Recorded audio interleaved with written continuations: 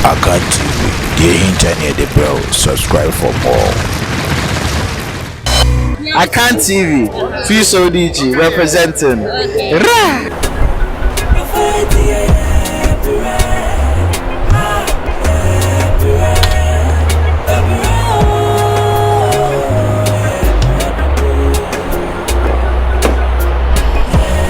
Yo, ebusianfo ene de nso da so nkon Yakopon de akyeye.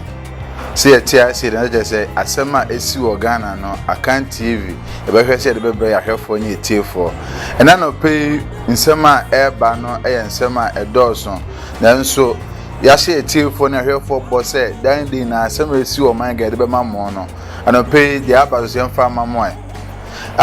ye na yenim Anas nsensem yae. Nyame ya aduma echina Anas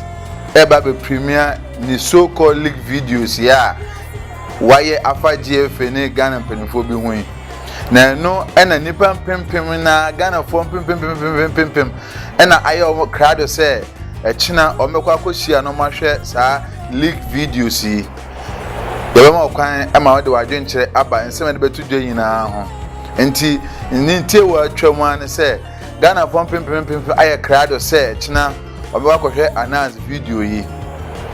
ebio Countryman Songo ye na enim so ye fire for fire ampempi na no okasa editia ye baba kosi nyantechi ono ena dwumedi ye bekoso echine ye yi ni se omran be MC na semben ena obeka afa ho ebio MPP gurus ye papa kan Japan enso e kan ho bi dodo na attack papa kan Japan ye papa kan Japan sema o kan MPP gurus na ngasa attack no emerisi ano oni ye papa Chairman Sabonsu, enya ntawantawa ewa asem we ho eno so ye de mu nchemu beba. E back Japan so ahye boss echina Anas ewie ne video na so de ne de eba. Asem ben ena nso so okafa ho. Afa so no enu echi yai ye baba papa je edi ni June 4th ya afibi ode be ema NDC led by Yemame Anita Disoso ekobuku to Japan na chose boni bi o mo de aye ni bia no onfa nche mo eba pay so aka asem bi na nsem o kan na de mu nchechem beba ena ne kura no sisi afu price ya tum to atum no nsanso ben ena enya e wo Ghana ni a wo de uni aban mu no oso ye mo kwan ama wo de wadwen kire aba na ye nche wo kura no pay adwumedi a de be ye de hyase ne se o mamba Ghana ni wasede enesen ene de ebehwe afa efin a yeye ewo man mu esanse enno ye kodwumede bi efe no keep Kumasi clean and green meyo wo Kumasi anomo edi enimu na sa dwumede o mulanchi ye ni tie otwemu an se epese Kumasi a first ne Ghana city no esanfa ne ntuma pefra the Kumasi befa ne ntuma pefra na tese o se efin adokuru Kumasi no ye hwese ebetu ase na feso Kumasi na ye Ghana city na ye duadua grass nnua no se nnua ni na eyira enu nti Kumasi na ye Ghana city na akoye Bola city enu na dwumedie ye chese ye pese Kumasi san akọ ne back as first na friend Ghana city san ye Kumasi friend Ghana city wiem enu na ne de ye hwese oman ba wote oman yi mo wasede enesen efin emene oman ene dey we na benum ni nso a ojan bebi anu ato atwene we na beja nan ojan bebi anu ato atwene ye gates nyina ye choke ama esiam no kase entuntum ena eka ye ekuyan ede ye ko hospital dan de na me kase hospital ko no enye ye feo na mo wo yare so ko hospital ana so say obabi unue bi uma me betumi ayare efri efin ho enu nti oman ba Ghana wasade ne sen ofin ho ye be hwese efin ebekuyan ana ase be buobo fia no de akọ the right place ama efin no ye ball amche ye ball ase na so for ne de be bidi egu ye papa me enyantie se omuzo de nhye eba enhye no se ye efin na omo akasa be di efin no na omo atumi recycle ball no ne atumi bi aye fertilizer e de eduadua yi no ba ye e de ne aka obviously plastic na betumi recycle de animal hodo bebre ye de omo ase so omo de ose be ye oyo de a edom omwase na omamba na yeso ti oman ni mu no ye fin na ye de begu the right place am omabeji de akwakọ esa dwumedie isi ade aten se Ghana ha na Kumasi memu anu mu dodo na aye bola na wo mu fie a na omo de afaka omo de kejeti ahomachi na omo gya ato ho na wo gya ato no wan na mamefa nko ye besre se omamba no se yesi amanyofo no moyen a yeso ya sede a o se ye ema oman ne konkan ye beye tenede ye trinity ama wache se efi ahonidie ade a Bible kan wasem Bible say cleanness is next to godliness te se nyamesompa efi ene ahonidie no eka ho bi enu nti den na meka na meka se abofo kwa yakopon eso omo so omo fa ye hia amre no so ba na se fi ewo man ne mo fa hia na mba enu nti na Bible trinity say cleanness is next to godliness enu nti ya pese yakopon ehia yakopon bua me ye konkan a yensua se ye Ghana ma ye be di efin ebedi djuma ye be hwe se ye efin na de be ko bebi a o se ye de ko kakra bi na be je ko de tua na utua kakra na ebe ko yi yare efiri so ama oman akonkan ene dey djumedi ndo so tie nche o ye coach no ho na mom ne tie otwoma ne se oman ba na wasede ne se uye nwura no wo fie a wo be ko the right place afezo so ye nje na basa ye nje so basa ne ebe hwe se oman ebe konkan you enu nkonkoda Ghana ye papa ken Japan abene abrenyina okasa me minuti me nya adagire ahwe videos ebria eye leak aye papa ken Japan da ba betudwa ma hwe audio sa eye leak papa ken Japan da ba betudwa sansem wonyina entumi convince Ghanaians ama abena papa kasa bode ro so still Ghana for se yentie ama yesi akwa produce MPP gurus MPP penifo a enka ewose enkomuta papa echi ne kasete papa ama enu a ye papa chemese bonso ye majority leader a osan ye so ampeso ye so MP akasete ye papa ken Japan say onka na ntum na Anas enye no hwehwemu papa so asema all kan audios ni videos o de be na chese Anas juma oye no eye juma eti obi mfa ahodie so enu to say ye call Anas to question him adenti na oman Ghana say asem ba de be take side Ghana yempe say we de asem abanti betie we so de say the word we de ba we ba ya na so mutwe na de nam ene de me say Ghana mpenimfo yensua say so bi e de asem ba ye betie afenu no nyina na de atoto nsani ani ansa na ebua dan say first person na asem ba say Kim eno ana yafa second person de be kan bia no nkokoto ye de kire oman sa papa no ewo se ne nsem oka no o go far de na nso mpenifo say room obia no 40% truth ewo enfa won se nsem ayo peke Japan oka no no kwa gaka wo adenti ena MPP mpenifo se amuna mudi ade papa akasa na munya abotre na munhwa ha na mu de mu sore ya na mu attack peke Japan ya besre say ye de kire oman sa ana mi de question bi se ne se Ghana ni ye peke Japan ho na ya bi pimpenfo ni bi ehi enu nti na se no bebe bia no ya mfa na sema ana se ye papa owo hu bi e woni nsema odi tutu dwan mu enu nti na Ghana pimpenfo ina obia ekaseti ana because enche bia ye papa Dr. Baumia a oye vice president of Ghana or so na no beto asemo bi se obia nya komuna na asenya ne hwehwemu e se asema ye peke Japan o kana no pa ewie nwumere no ya fa no bogus enu eminya kwenya ehwe judge bi a no wo wa a ono so be tu dwa enhwemu a Anas abaye ade afa no ho a osusu se Anas kwa ode be enhwemu no entwa yie esanse ba pesu okọ wa no wa ahemfu nyina ebe hia ebe ka se omo ate se ye mana achade a onje na se ono wa bakrom hono no omo hu ne se onso ye ohene endi se oman na se kroma no ebe china ade na se wanje a na che se we bukro no ahemfu no enimtia enu nti omo ne bibia be china onje ena eba pesu yo se makasa ade ende mate mo da chere nda afi de meche ohono ma na edi nwan ne nyoma bebre buka mo ma de brand se papa wa chede nie ena oje ya Anas na babonten se otonum na o twa atentia eji nwan mponchi enu nti yi papa yedi yi na di so anso no ma ne krata obetuna sada koye adwuma wo for so ayaje na ne sele de o se de man so ayaje ama papa say for be 3 years nya nhwemi baaye on na busua omo siansa na mo de jaji mo Just a new beer or say Ghana, yet and Casse, a Juma and us, aid in a year, because so will be a neighbor. I mean, you made your wood in a year. Because Anas Yan and Anno Queen show me who say, biscuit company be some normally a Juman, almost the sooner my mother dollar and some I dollar more, and son of mine yam at a biscuit at my eye. And then no me and busy company, you won't see a try the version yet, and as you made your wood, you know. A poor man can't copa. No more, acquire said, you made your mono leak video about the leak tape about say, and as the investigation when we are. No, what I say, Pebika come on, one yam bar. No a scandal, whatever trouble, no my money na kuntiao. And you to me, I shall amanako sana.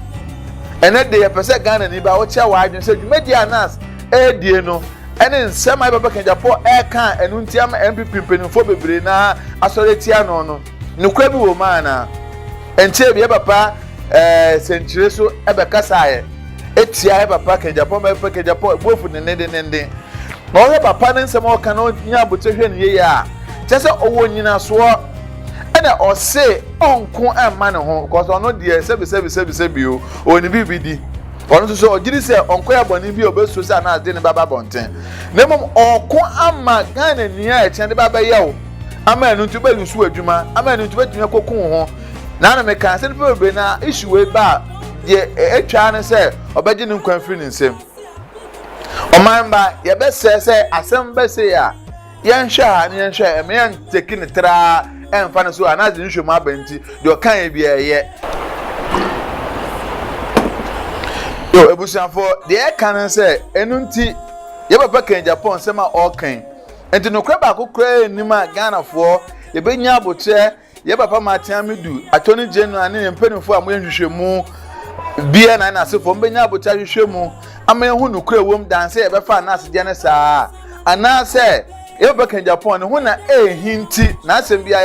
your fan say, and Nasim be unable to guana. It sounds as somewhere by on one person party ma or some common buano no we na solitiano sanamo we na torebia me dem ne pa ndc fu asem no ndc fu asem be say ya ehokra na ye be sore abetai ne penachi omo anim pefe say ade na ye omunua na eye na enye enso mbe tai na chi aboa amma hwehwemu a esese edi na adedi ade na mpp de papa e kasa na munyina moku etia no ye de kasa papa na asem o kan ni nyina e no kra na munya hwehwemu ansa na motumi abu atan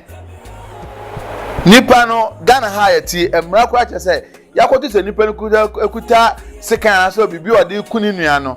yesi da bi ka de wo mu ansa na ye jeliu ade nti na papa nsema o kan ye nya abote nhwemu mese ye mpanimfo se ye nhwe papa asem mu ansa na ya konkudu asem no e chana ye nua nas edi video e baba tudwe Ghana fon pimpim na aya krade so mba ko hwebi enti nipa over 12,000 na abo mu 3% chema ko hwe sa leak videos ya ababontin eno na ye nua countryman songwa oya fire wa Adum TV ye yini se o mambe MC ye nua na bakose kaka ye nim ne se emprempi na no ye papa kosi nyantachi o kasetia ne dwumedi a odi se dwumedi ne katasehyehyem esan se wo hu se GF no kra kan ani ho eno nti ne dwumedi a odi na no obo papa ye chi na leak video aba che se papa akwa di adamdi asa akwa ye dwum eje se countryman songo so enya papa kosi nyantachi eno nti dwumedi ne se ono na emambe MC wase ya pese Ghana ni ba ansana dwumedi beba no asembe na o kanfa countryman songo MC kwa koye ho papa na egwa kodi ne ho fel anasa papa na omanya no nti omde na ba na mebisa se nhwemu a ekọ no papa je na o kanfa ne nhwemu ho ma okwan ama wache wa adwene enche papa J John Rollins edi ne June 4th ama NDC for esma ya maame Anita di so se onko panache esanse NDC amanyoko ne ho se papa eyi omoto twene papa onta omochibe papa enfo omo ho be mumudwumade omudie na papa enka ho biem ede na omo ayenti a papa ono ankasa te ne party ene de onfo omo ho biem a enu nti ama ya maame Anita di so eni abre a okobunkojeje panache se papa ya papa ne ya obone kwa afa ebone cheye na o hwe video na na so hwe picture amri tuo ya emra ya maame ebunkojeje papa ya tele papa yi ne ni kwa se ya maame ka na hi kura ne ba pesu benya kwanya ji akasemu de okan ne se anete de soso onja sa ansem na okeka no onja bleaching no jese onja no ho na opo no jese na akoye efeodie ma anete de soso na mbise o aso NDC omaye papa ebone bia na ayi minum ye nim ntina nde omopa na chewo ya na eden na je papa John Rawlings wo hu NDC hu nti a enu nti onfa mo nya hwebiem na de ono a papa JJ no onfa ne party NDC hu biem dan dey na no ogbo mo achi aya corruption hu ni say ye papa John Dramani Mahama ebeye ye nti na onpa party na semana na say dey ntira Ghana neighbor wetim do agyenche aba ye de betudwa e ho so afa so enno ya tufu emu ama enne car me fro ye ne timamufo no passengers ne matefo no di nkomo no ayentokwa esan se kana se atumu 10% so mo na atumu 20% eko aje so bia bu a ope na oje eno na me se GPIT for se ye de ntumu no ba eje na wo se mo so mo ye yo ebusuafo de e kan se e be kan Japan se o me ya we so o me ya tie se chen me ya adum na Anas eliki ono ni video na ono so de ne dia wenya fa Anas ho de beba chese Anas so enna mechire ejejeje bribe en Anas na mechire eni nkofo bi ehehye ho a emfa man so e kan kobo no hu se no so edrum de ma Anas na Bible say yiweni asasa kwakwa yi obi de usi obi ayebone nti yemfa no ntum na edwuma mfiri nsa yembo no kumfo Sade kwana wutusu uye bi ama obisu di video abeda abonte ne de Ghana fo mpe no ahwe mpe no eti ema ono ana manya okuo a wo mpe ni fo kaseti ane didi natem ne ebisa se aso Anas asema oka no enu kwa na ye no kura ebe beka Japan na nya no kura na yo ye nkasa nche esema beto odwa no ene ne se nyame ya aduma china Anas edin leak video no ebe abonte Ghana for over 12,000 ana ye kare so mbako he video no Ghana ne ba chewadwene fa ho ensema ekosu anase video eba betodwe yenua countryman song na ekwakoye MC ono so yenim tawantawa da ono ne papa ko sinante chintem eno se mo kwan ama wache wadwene ho na afe so no DNT ena papa kan Japan nsema o ka bipimpenifo ekasetia no en hu na ehi otan bi anase no kwabi na wo mu na ye ne yenim ti o mu kasetia na na because esi awame ya we say ya papa a friend chairman sabunsu ode na ode onu so ni leak video baba da bon tene se nsam hye ho nsam ho asem na Ghana ni ba o kan afa ho ave no NDC ye na enim June 4 a edu onu ma ne papa JJ Rawlings o celebrate na no celebrate ye NDC e ma ne teso to kopa na cha ma akasa nsam bebre fri ne bo na ne ye bi say e dia na cost te de bia na papa ko te NDC aye onu na man yokuo no che wa adwene fa ho e adwurum di omu di nti e na ompa na e bibi na hye sumase ye nim tira na che wa adwene ho na ne kura no ya tufu emu ama timemfo ha ye bre de bia me kase ya tufu emu a Ghana ne bebe atu na ade me sense ade be kofa bi de fa ka enu nti e ma ho che be da o man so eno ebisa ye interview no do na e kase ya tufu emu na de ho che ba enti ebisa GPIT for na ya tumu 10% na wama mojaba fuso no atumu 20% ekọ no nhyɛ ebe na mode ba ebe boa ye ene omomienu no esanse tumu a na obi asa tuna de na de ahoche aba oman mu Ghana ne ba utumi ache wa ewo ho no mo na ne kwa no adwonche ne se yamfa ya WhatsApp number ya 0244 451 428 ansa 0247 162901 ana say your Facebook page atu din say Akan TV online between the afaho and as a video ya wo hwe e wo YouTube yi fafa ono yi benya bre na next segment dey atudwa Anas ene be Japan omu wi omu leak videos na ya de hu programs beba ama wa che wa adwena afa ho adwenche ne ye nkyere na o man ba ye hu de Ghana na airco sense o man na ye team de bia ye ko one side asem ba ye tie ba akode ye ntie ba akode ye de kyere o man sa asem ba ye ntie ani ntie ansa na ye bu atan ye be sese dwumadie se bi ko bone e na anya ofado adwenkyere ba the next segment e be ni ye e ye ofa ye de se fast dem Akan TV sense o mo na mo de dwumadie ba ye na me sese ye nua o ye cameraman e ye same ne maame e ho mfa no bebi ye same wo bia no yes we show maame speed recovery ye be so se be ye ntem no aba na wa ba bu dwumadie ama na koso na afeso bi nchia kase ema oba partner de bia dwumadie una otachi una obo ama ne baso obi amichia na Akan TV crew ni na no mesen chia mo ne papa ya for MC ama ofri America aba ene enu aba comfort pan a osusu wo UK dwumadie mu fendi agro ye chia mo Ghana ni pa bia wo bebi a wo hwe dwumadie bia no ye chia e be se dwumadie wo hwe wi asan hye fo wo nua bi onya bi nhwe ye no nso nhwe na mo fo ma dwe nche ne mra na yemfa ntu edwa ema mo dwumadie be koso eba yemfa adwenche ne mra yemfa ntu dwa edobi bia ase dwumadie me am de bere me frem Brent Robert mini fi Akan TV studio wo Kumasi ano obi bia endwene adwenpa na dwumadie a odi no ondi ne ye na mfa so embra so ma no eda mo ase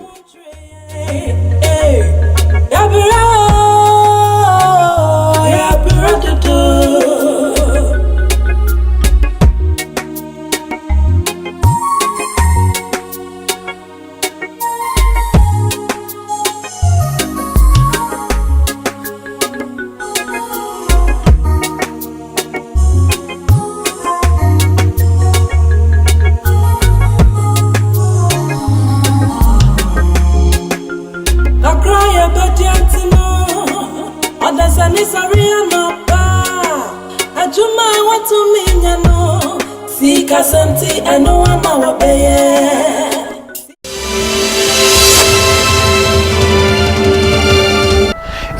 Musonfo bento majima konwa ewo Akan TV studio he de na chese ye de asem na eba edwumedi atudin se nsem sisi ye o segment we atudin se eyisie sa segment we de ye ne se ya hweme hu se mprempi no so bi free ma eya ye ko TV so any radio so na ekokoya announcement enno na Akan TV hu se no YouTube eye baby a nipa dodo na enne de ho na omo hwe esanse TV kwada wo hwe ade na etwem ba YouTube de wade da ho afebo enu nti e befa akonya yiso na aje akonya we aba amadofo se so bi efiri mu me kire o papa o maame unua oba odofu bia wo fa bi obefiri mu bia no o ma Akan TV asote a ye de betu dwa ye be announcement kama e de ato ye chene ato din se Akan TV on YouTube so na ewiase afana nyina ate wonka na mra no so a nipa dodo na asadofo na ba bejaw esanse mpenfo se de ato ne no enye ono a na eyi obi na eyi ma no na mpenfo so se benu so a emia na tikoso nko agina enti sa asem ba na sa asem tu a obehia se nipa beben wo papa beje nipa beche wo wire na ma won so hu se ampa ewiase a wotene yenyiwu emfiri mu enu nti dwumadie ye wakonya ye de ma wo se obetumi afre na emre so a amenya ate wonka enu nti wa ohia se obema ya so ate aya announcement ama no ye numbers ye betumi afre mu bi ye numbers dedika 026 566 1367 and now say 0244 451 428 0244 451 428 and now between our WhatsApp here our WhatsApp number a friend 0247 162901 what the phone number ya bejibre ni aje ye no ho hye bia any posters ni bibia mbia no the artwork ni be send here what they be sending ya e be to e boys I announcement fe akana kama e de akire ewiase ama duru ho no ma obia ba beboa de ade ato nani no enye ono a na eyi